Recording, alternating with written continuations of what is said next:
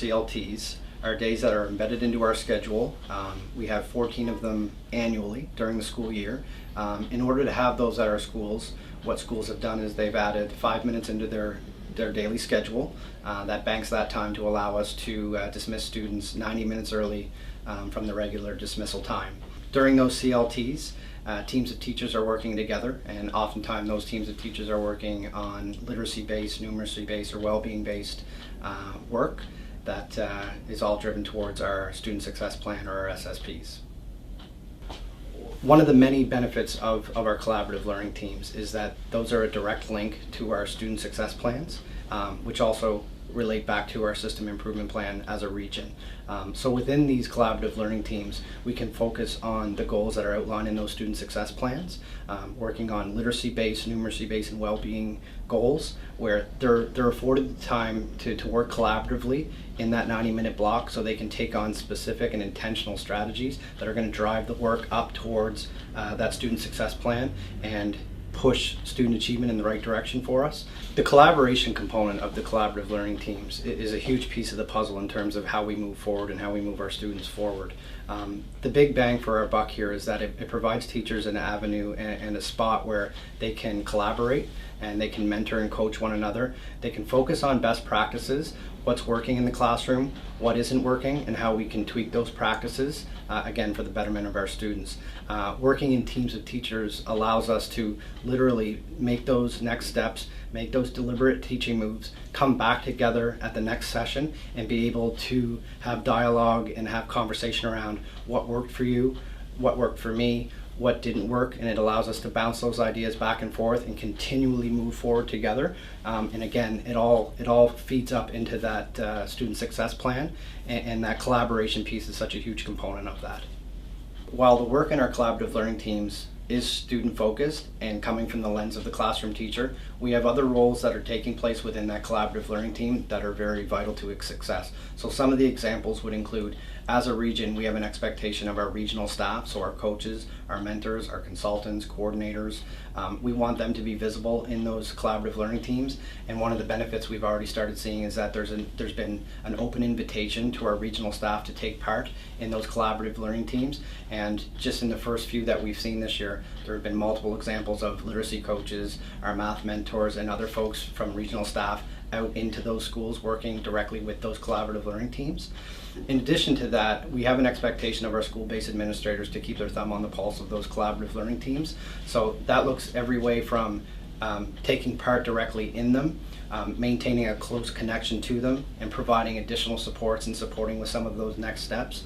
And one of the key features of our collaborative learning team process is that each school has its own individual form of feedback.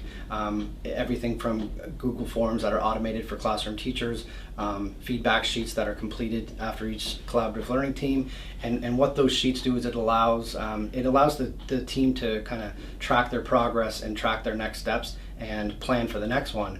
But further to that, it also allows the school-based administrators to take a step back and review how the work's gone, review what the collaborative discussion may have looked like, and really gauge those next steps, and from there be able to provide that additional support, whether that's just resources or professional development or whatever the case may be. It keeps that feedback ongoing, and it keeps the connections very close from classroom to office and to region.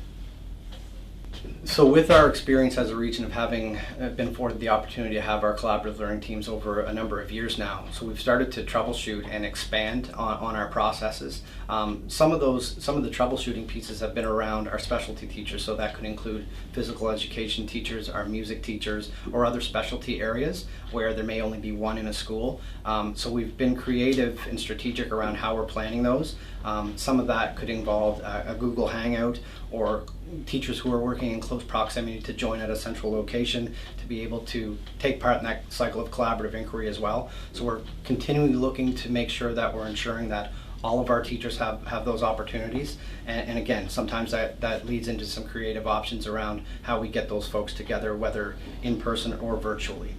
So another feature this year that we're very excited about, in response to some of the feedback we received from our school-based administrators, our principals are going to be taking part in collaborative learning teams. So we have 6 principals collaborative learning teams that are going to be spread out around all of our 22 schools. Some of the work that they'll be doing is kind of self-selected professional development. A lot of it's going to focus on walkthroughs and elements of our system improvement plan, like our 3-part lesson, like our small group instruction, and just looking to enhance some of those practices that we have going on. We started off our school year this year working over the course of 2 days with all school-based administrators and teams of teachers that focus on our student success plans. And from there, as we're constantly evolving in our collaborative learning team process, this year we introduced the cycle of collaborative inquiry as a way to become more intentional in what we were doing. Our expectation as a region at Tri-County is that our teachers are working within the collaborative inquiry cycle. So to kind of go through what that looks like at the school level would be, our teachers are expected to start by bringing in student-based evidence. That could be records of oral reading, that could be running records, that could be written samples, that could be any number of things. Bringing those in, working through student evidence to determine next steps. Teachers would then be taking part in collaborative discussion, which is intentional dialogue around student achievement, best practices, and then formulating next steps. From those next steps, they'd be taking those into the classroom for implementation. And that kind of drives the work leading into the subsequent CLTs that follow. And also within our region, we're working very closely with school-based data walls. So for example, at the elementary level, those would be focusing on reading levels. And our expectation is that teams of teachers are reverting back to that data wall and celebrating successes and movement. And what that did was it created more structure to the work that we were doing, and it provided a framework for teachers to work within that we felt would get the biggest bang for our buck in terms of moving student achievement and well-being forward.